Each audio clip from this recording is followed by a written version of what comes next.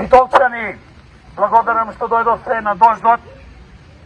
Денес сакаме да се бориме како секојаш против депонијата на смртта што сака владата на Македонија да изгради во општина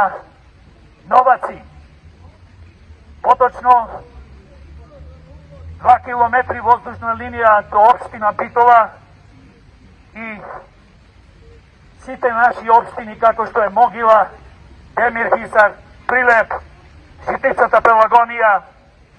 треба да се трујат и понатаму,